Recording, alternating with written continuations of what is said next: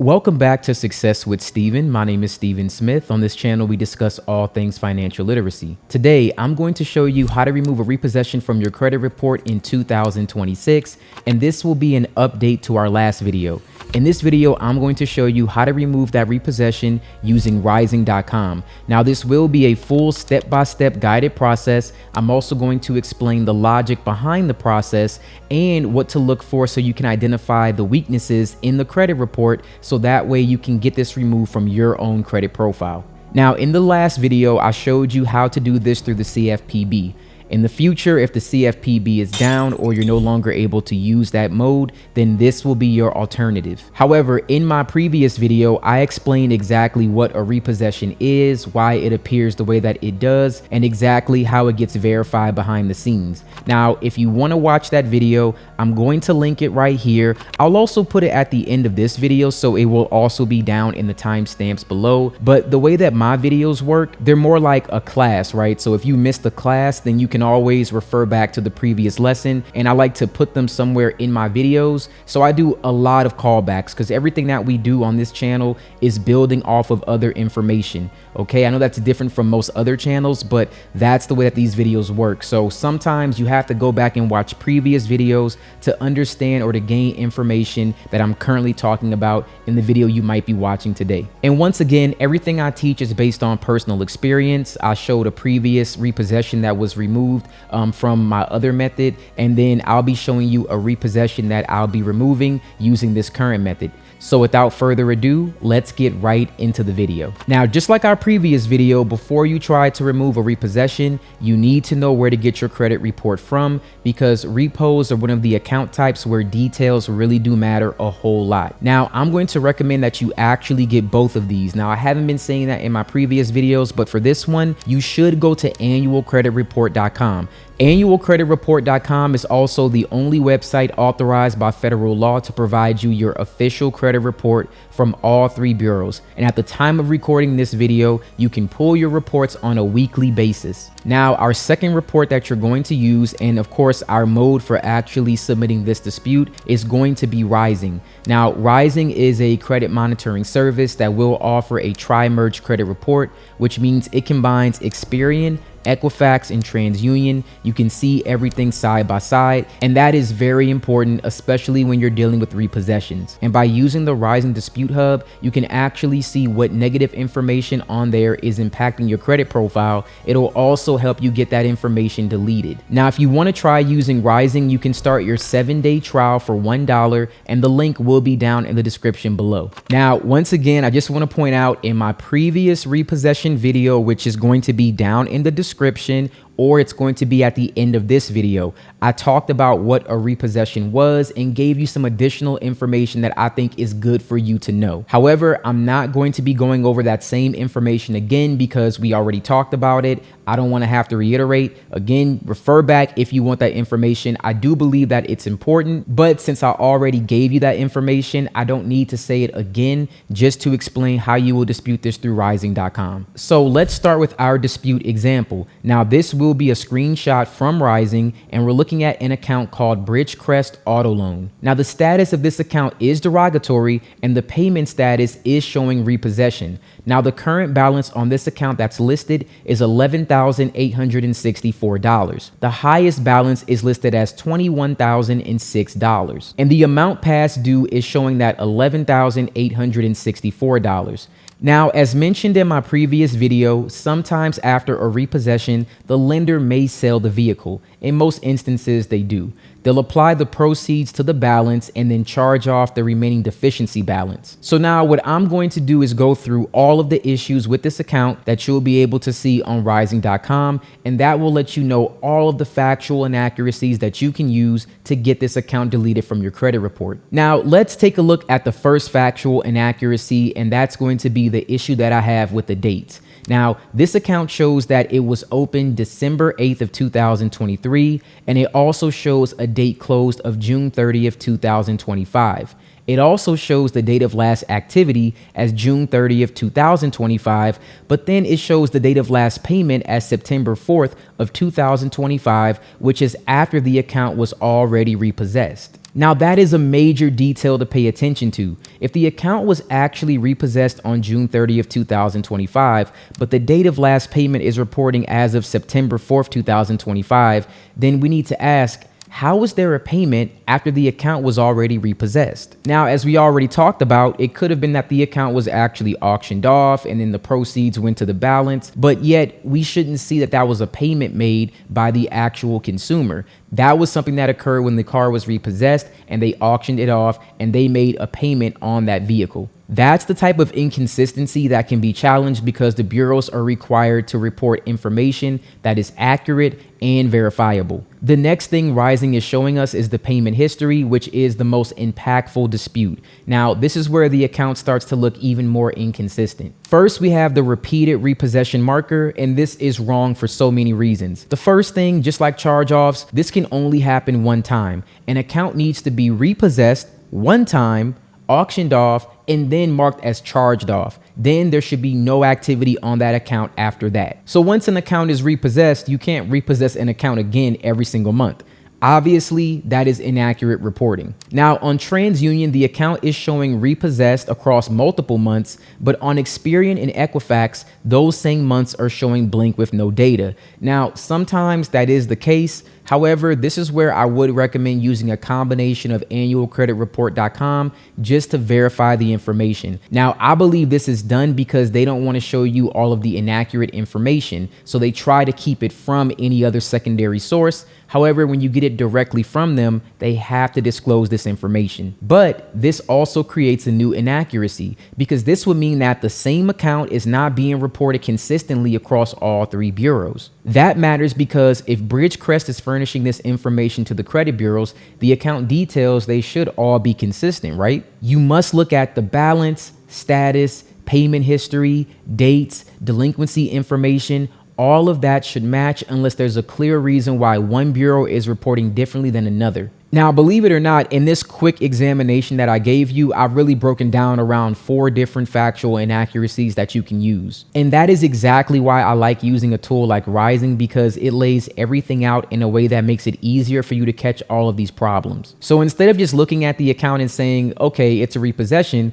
we can actually break down the details and look for the reporting errors. So for this Bridgecrest account, the main dispute points that we have is the repeated repossession. That is an issue that extends the statute of limitations. That is the one that I would start with for our factual dispute. Secondly, we have inconsistent reporting for the payment history across 3 bureaus. That is also a factual dispute that we can use. Third, the date close is June 30th, 2025, but the date of last payment is showing September 4th, 2025, which appears after the account was already repossessed. And fourth, the account is showing a current balance and the amount past due is $11,864. So that balance needs to be verified, especially if the vehicle was repossessed and potentially sold. Now, before we go to rising.com and I show you how you would dispute this account, there is one thing that I need to go over. Now, for all of my disputes, I always do a round 1 through 3.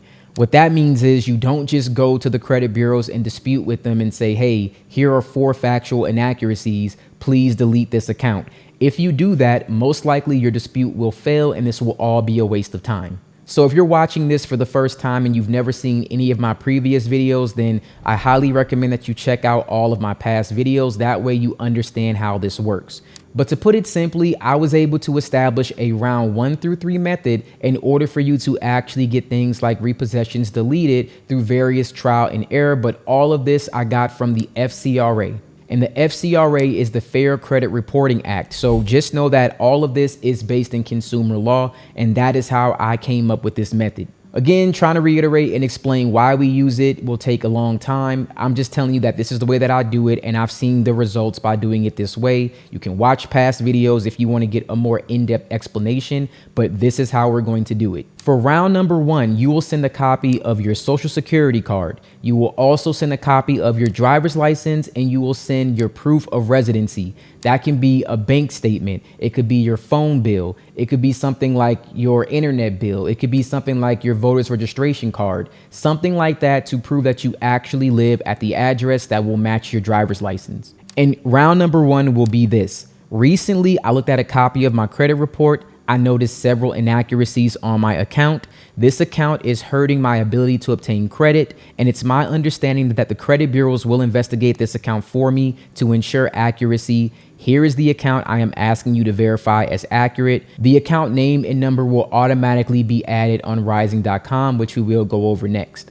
Now, the bureaus take like a week to, I would say, 10 days to respond. Usually it's around 7 days, but technically it can take up to 30 days. You do not send multiple disputes if the bureaus have not responded. If you send more than one dispute before they've closed out the previous round, they will throw out your dispute as frivolous, and then you will have to start over from round one. It could be through a letter in the mail. It could be through an update that you'll get from like your email or online accounts if you create an account with Experian, TransUnion, and Equifax. One of those ways you'll be notified that they responded.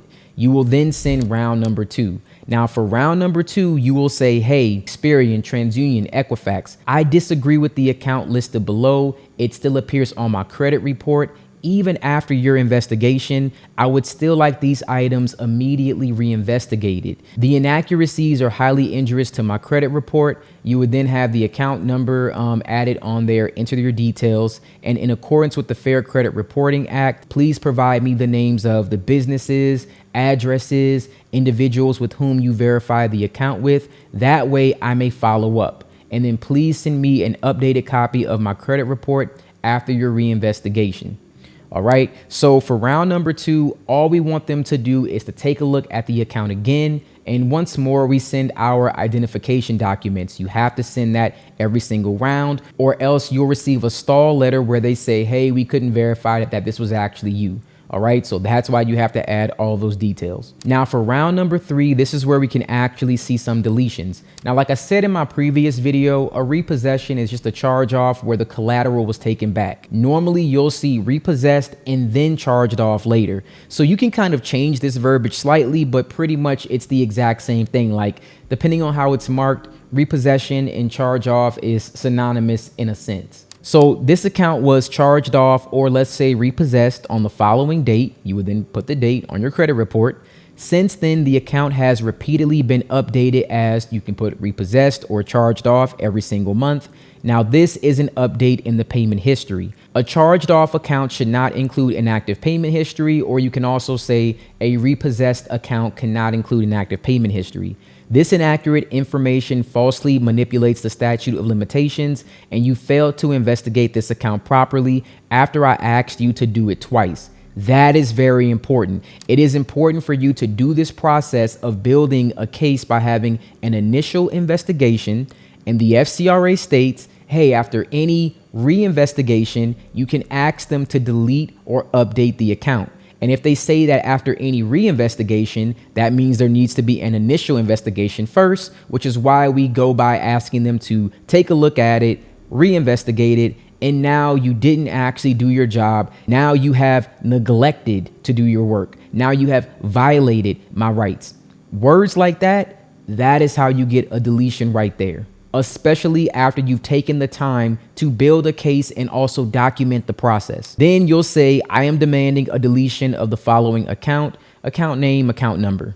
All right, so now that we understand what the process is, let's actually go over to rising.com and we're going to submit our dispute. So currently we are on rising.com. If you already have a membership, then you can click on login at the very top. If you do not, then you can click on get started. When you click on get started, you'll be asked to enter your first name, last name, your email address. I highly recommend using the email address that you already use as your primary email. Do not use a secondary one because your email is part of a way to verify your identity. You'll then want to create a password, enter your current address, and make sure that you check I have been at my current address for 6 months or more. That is very important. Again, they need that information to verify who you are and get the correct credit report. Then you'll agree to terms and conditions. Now you'll start the preferred plan with a trial of $1, and that's going to be for 7 days. After that, it goes to the standard price of $39.99. But don't forget, you have unlimited dispute options here. You have utility and rent reporting. You also have the dispute hub. So you get a lot of features that you already will have with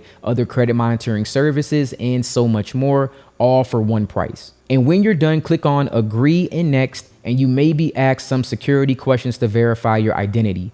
After you answer those questions, you can go back to the home page and you can log in from your computer or desktop, or you can download the app on either the Google Play Store or the Apple Store. Now, for our demonstration, I'm just going to log on through the website. So once you've created your account, click on log in at the very top. Then you'll enter your username. Your username should be the email that you use to set up your account and then the password that you just created. So once you log into the account, we can actually go to credit report review. Well, actually, I'm sorry. Before we go to credit report review, I did want to point out one thing that's really interesting. You can go to my account right here, and then you'll want to click on my documents. You can actually add your photo ID here, your proof of address here, and proof of your social security number. So you can upload all of those documents here. That way you can use them in your dispute process. All right, now let's go to credit report review. And then the one that I like to go to at the very top is the interactive view. And then I'm going to scroll down and I'll take a look at my negative accounts. In this case, I'm looking for a repossession. So I'm going to go to auto loans. And then the one that I'm looking for right here is going to be, well, there's two Bridgecrest here, but the one that we looked at was this 11,864 current balance account. So let's click on this one. Now, as we can see here, we have all of our information that we need. We have the account name, our account number, the bureaus that it's reporting to, date opened, date of last payment, date last reported, date of last activity, all things that we can use for factual disputes. And then as we can see here, here is all of our payment activity for this account. So the first thing that we have to do is send our round one dispute. So let's click on start dispute here. And then it's going to ask you, have you ever tried to dispute this issue before? I usually put 0 or let's just say 1. I've realized now it doesn't really matter which one that you do. Pick 0 or 1 and enter that in. Then you can click on next. Now it says, please select the reason you're disputing this account. This account is inaccurate, and then we'll click on next. And then you'll get an option that says, let's begin your dispute. And we're already going to review and we kind of know what we're going to actually do. So let's click on next here. And then for this account, Rising will actually try to interpret what we want to dispute, right? So it says like there's inaccurate or mismatched data between the bureaus, like 30-day late payment, 60-day, 90-day late payment, worst payment status. But we actually want to use repossession, and then we're going to click on next. Now, if you want, you can use the recommended information from rising.com. Again, they try to actually pick the right dispute for you. But in this case, I'm going to pick other reasons, and then I'm going to scroll down, and then I'm going to click on custom, right?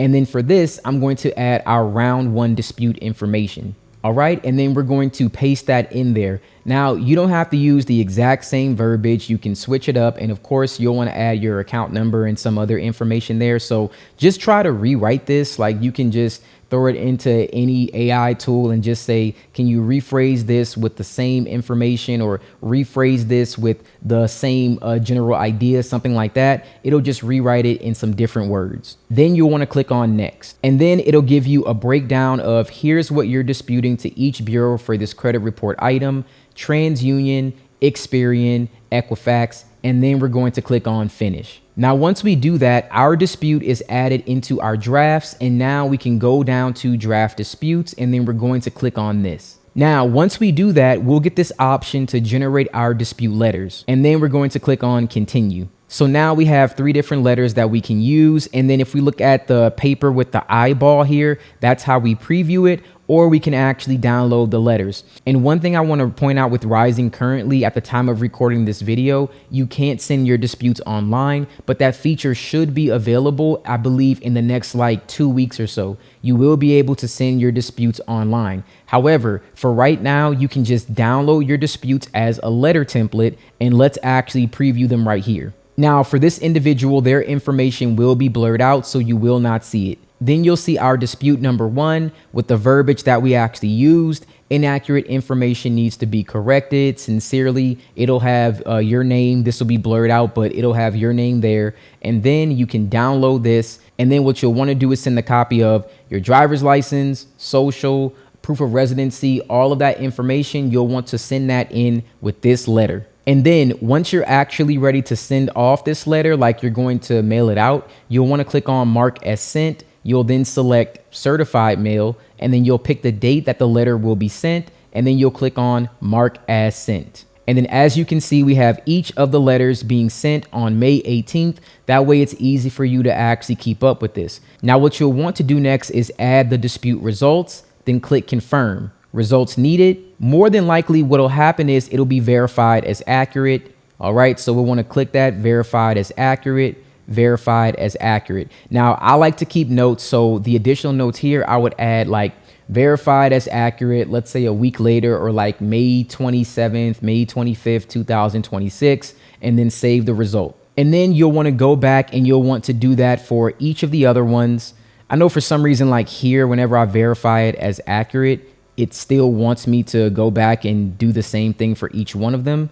And I'll do that until all of my disputes have been saved. So you'll see one dispute, decline, decline, decline. All right, so that's done. Now what we'll want to do is go back in and dispute this account once more. That's going to be round number 2. So I went back into credit report review. I'm going to click on my account for round number 2 and then start dispute. And this will be our second time, and then we'll click on next. And then same thing, the account information is inaccurate. Now you don't have to have any of the recommended options checked. You can scroll down until we get to custom once again, and then we're going to add our round 2 verbiage. So once we have that, we'll click on next, and then we'll click on finish. And then we'll click on draft disputes once more. We'll click on the account here, and then we'll go to generate dispute letters, continue. And once again, we have our disputes. And if we preview this, and then you will see our round 2 verbiage is already here, so we can close that. And then we want to do the same thing, mark as sent, and then we're going to do certified mail. And then of course it'll be whenever you actually send it. So if this was like a week later, then you'll do that, mark as sent on the day that you send it. Now, let's say in a week you actually get some deletions. Well, that'll be great. Sometimes that happens from different bureaus, but round number 3 is really when we're going to expect for this information to be removed. So then once again, we'll add our dispute results, where if it was verified, then we put verified. If it was actually deleted, then we'll put deleted, and then you'll go add those additional details. Now, finally, we will go to round number 3. So it's going to be back to our credit report review. So then we'll go back to the account for our third round. We're going to click on start dispute. This is going to be attempt number 3. We'll click on next, and then this account information is inaccurate. You can click on next, next. And then if we're not going to use any of this information like the mismatch data, anything like that, we can click on next. We can uncheck inaccurate information needs to be corrected. And then we can scroll all the way down to custom, and then we can actually put our round 3 verbiage. And once we have all of our round 3 verbiage here, we'll click on finish, and then back to draft our disputes, generate dispute letters, continue. They're generated. You'll click on it to preview, make sure everything's correct, and then you will see your custom verbiage. Now, of course, you'll modify this to however you would like it. But once this is done and this information has been put in, we'll then make sure that we send this off, and hopefully we'll see deletions of this repossessed account. All right, I want to thank you guys so much for watching this video. If you have any additional questions or concerns, please drop them in the comments below. If you want a more in-depth review of what repossessions are and exactly how you can identify these accounts between charge-offs, then again, I have another video that I did at the end of this one showing you how to submit this through the CFPB. And in the future, you will be able to actually send your disputes through rising.com. You will no longer have to actually mail out letters. So just keep an eye out for that. That should be hopefully updated within the next couple of weeks. As always, thank you guys so much for watching this video. I truly appreciate it. And you guys have a wonderful day.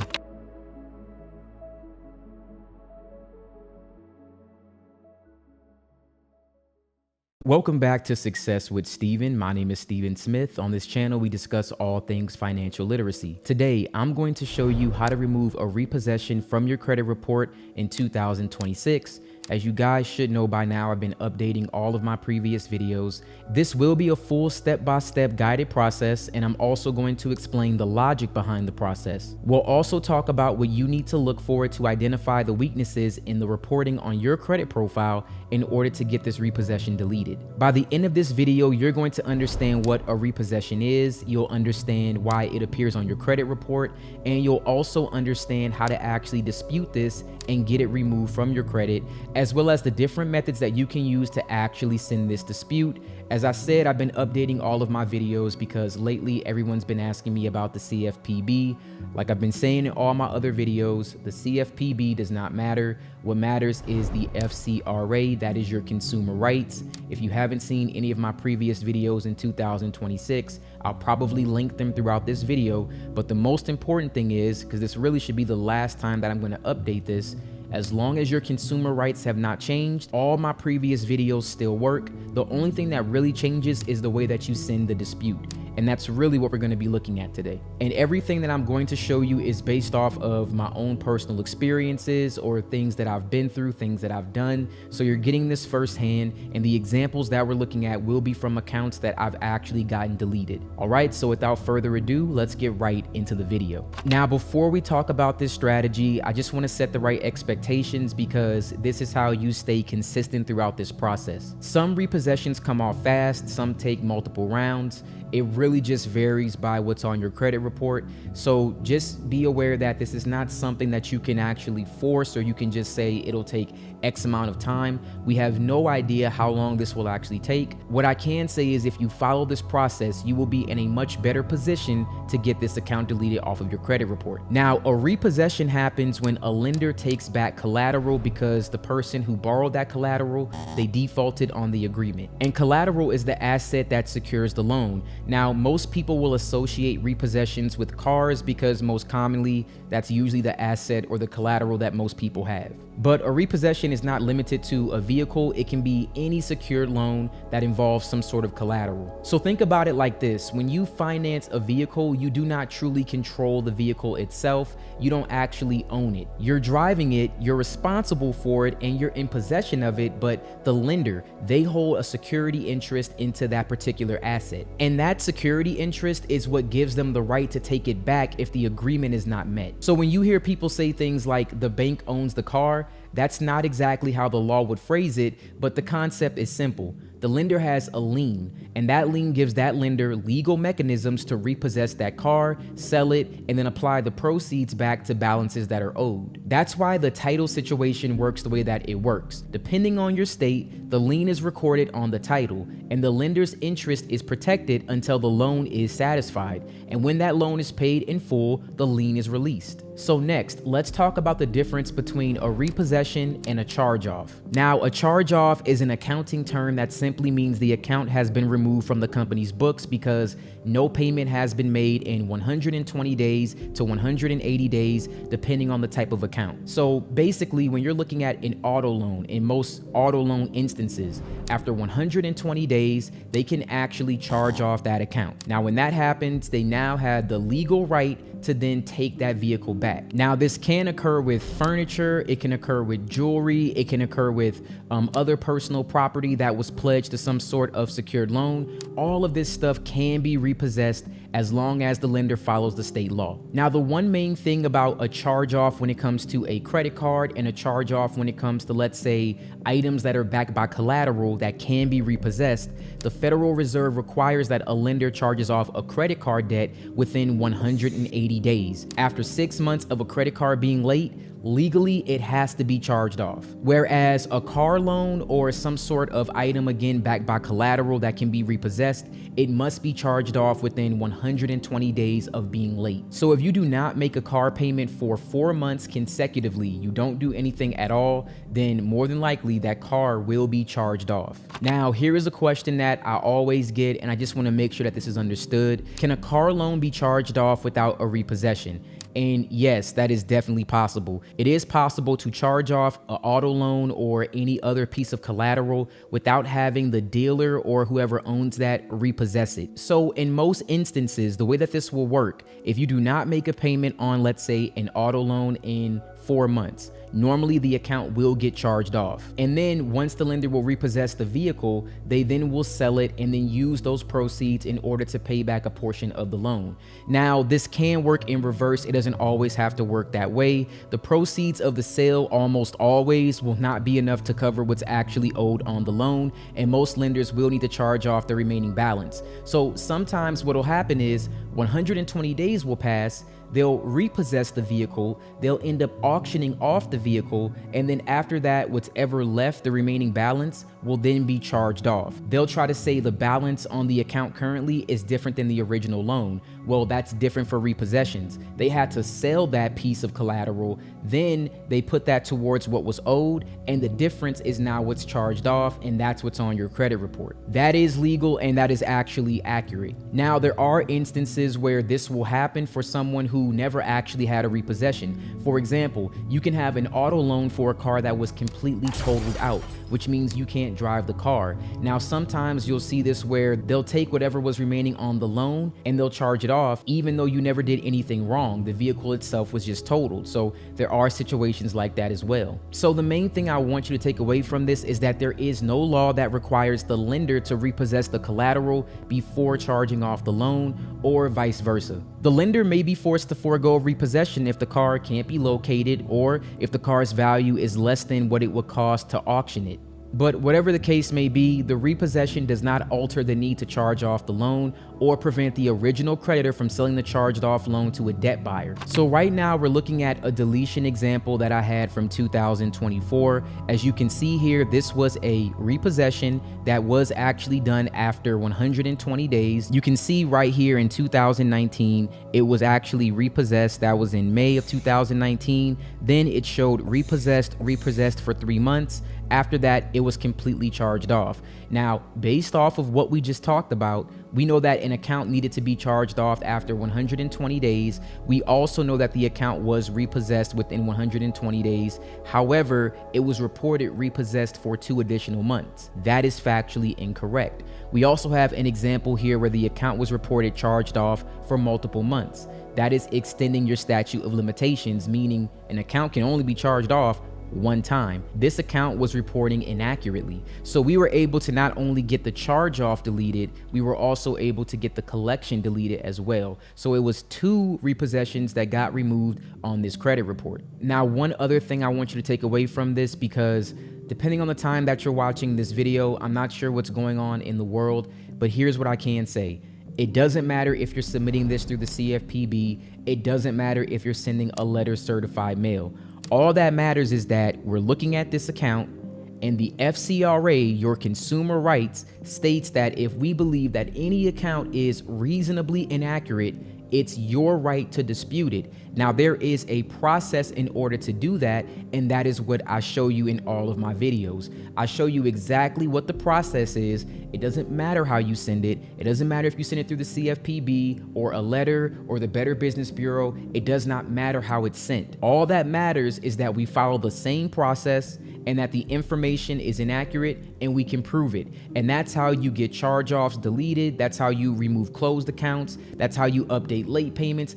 Everything changes based off of this, and that is it. Once again, for the final time, it does not matter how you send it. All that matters is that you follow this process. Now, before you try to remove a single repossession, we need to talk about where your credit report is coming from, because repos are one of those types of accounts where this will actually matter a lot. If you're looking at the wrong kind of report, then you're only seeing a simplified snapshot, and you can miss the exact dates, status codes, balance changes after auction, and the monthly reporting patterns that are usually the key to getting a repossession corrected or deleted. The first option that I recommend is the one that I trust for repossession disputes, and that's going to be annualcreditreport.com. Now, annualcreditreport.com is the only website authorized by federal law that provides your official credit report for all 3 bureaus.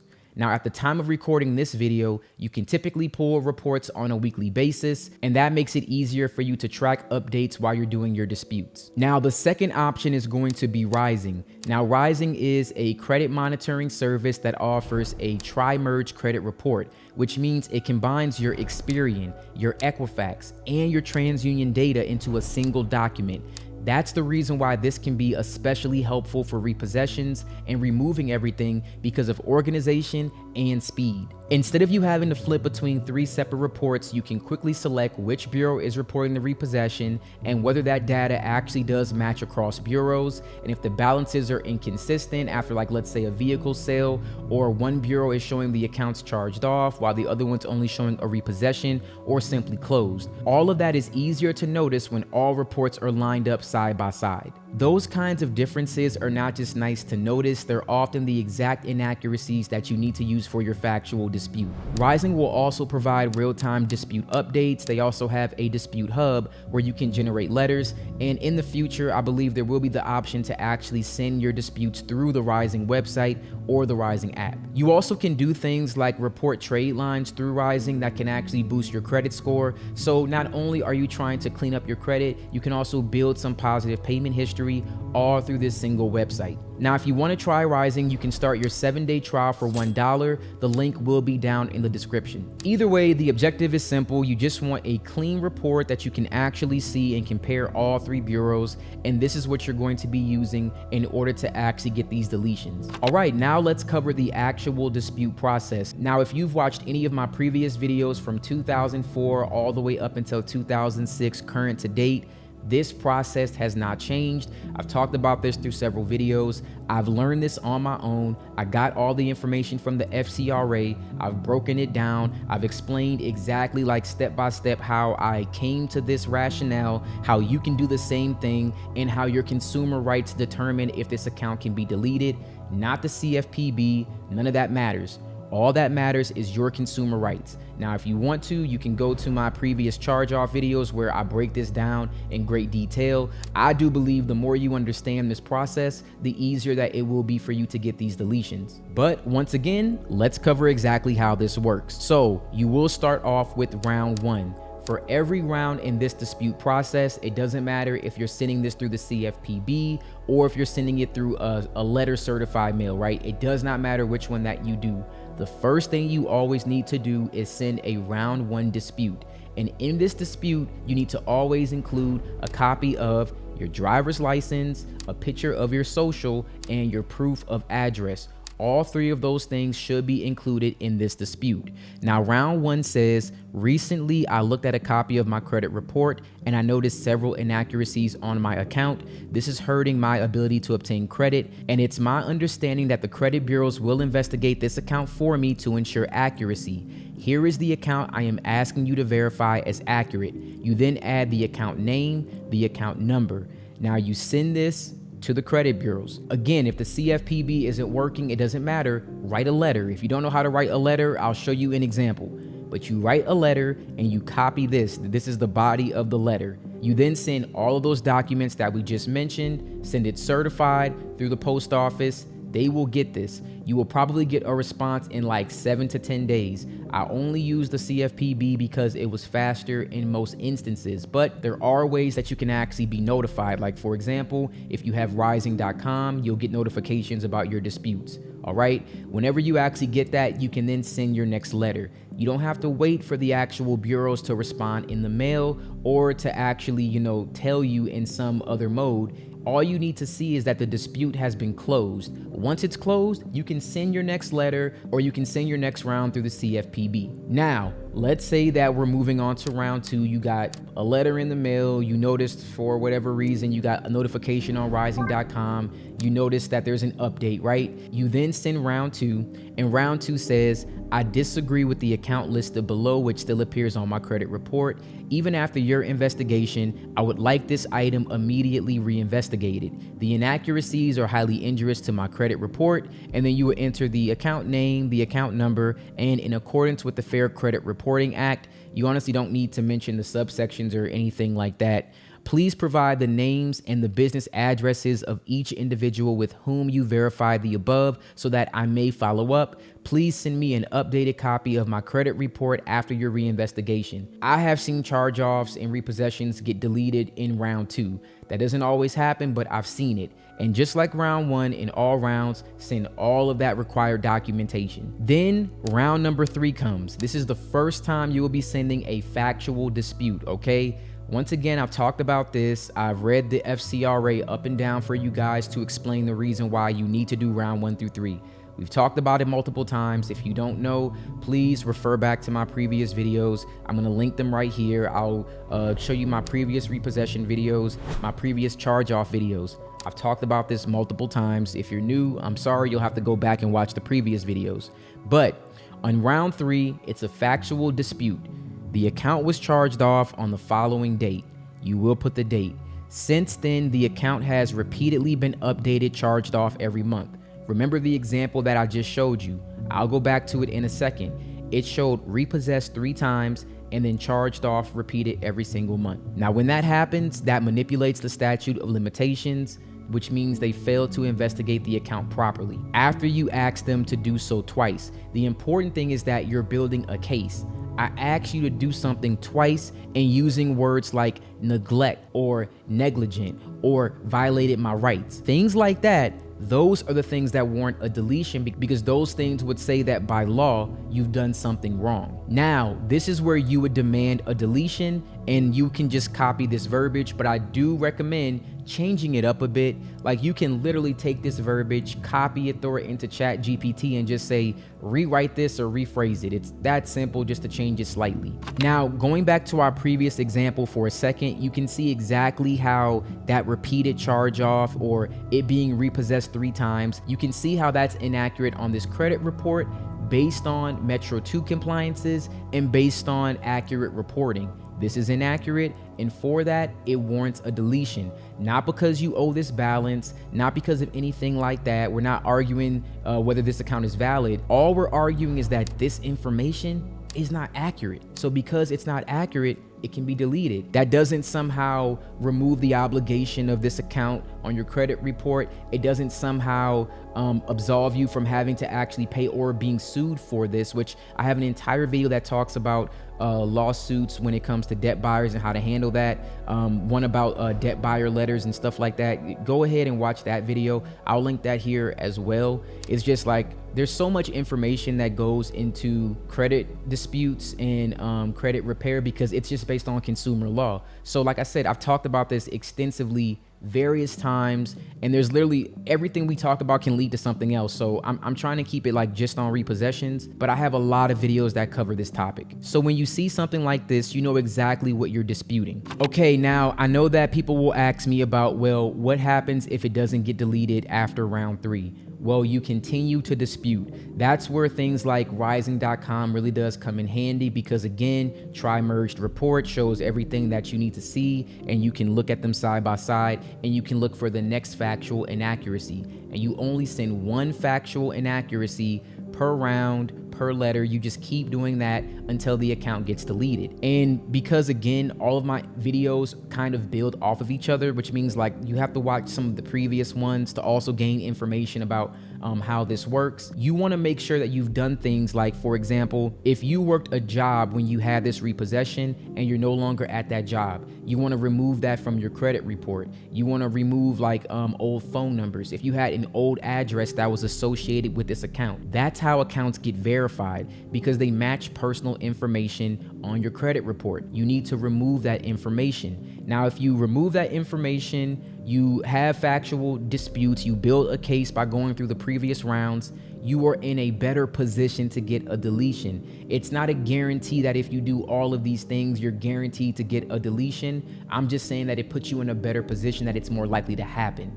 Now, if you want to see my previous video on how you submit round 1 through the CFPB, I'm just going to link that video right here. I could show you an example, but again, it really hasn't changed. Like it just hasn't changed much. If you go to the CFPB, the only thing that it says now is that in order to dispute, you have to contact the credit reporting agencies first. That is it. That is the only thing that they say. And it's a very simple process in order for you to just go there and submit it. But today, what I'm going to show you is what you do when this is sent in the form of a letter. So here's an example of what round 1 would look like.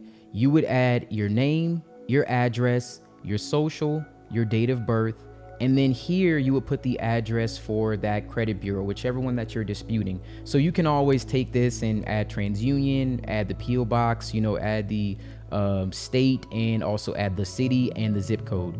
These are easily discoverable if you go on Google and you look for it. And then our same verbiage: dear whichever credit bureau, Recently, I looked at a copy of my credit report. Remember everything that we said from round one. Now, I just added this here, but you can always just put the account name and account number, and then you'll include, of course, your driver's license, a copy of your social, and then you'll also include your proof of address. All of that just has to be included for your round one letter. And then round two, same thing. You just copy this verbiage, you delete it, and then you just add the round two verbiage here. It's that simple. Then you send that letter certified mail. The only thing that will change with round three and beyond is that you will then send an actual printout or a screenshot or something of the actual credit report, the inaccuracy, and you can highlight it. So send that actual inaccuracy, send your actual, driver's license, a picture of that, proof of residency, all of that, your social security card, a picture of that, all that in a single letter, and then you send that certified mail. All right, that is the only thing that will change if you don't have access to the CFPB. But also, like I said, in the future on rising.com, you'll be able to actually send it through there, where you won't need to use the post office or send a letter certified or the CFPB. Now, when that happens, I will do an updated video on that particular method. All right, I want to thank you guys so much for watching this video. If you have any questions, please drop them in the comments below. I'd be more than happy to answer those for you. If you do need, again, the verbiage, then you can refer back to my previous videos. Like, we talk about this extensively in detail.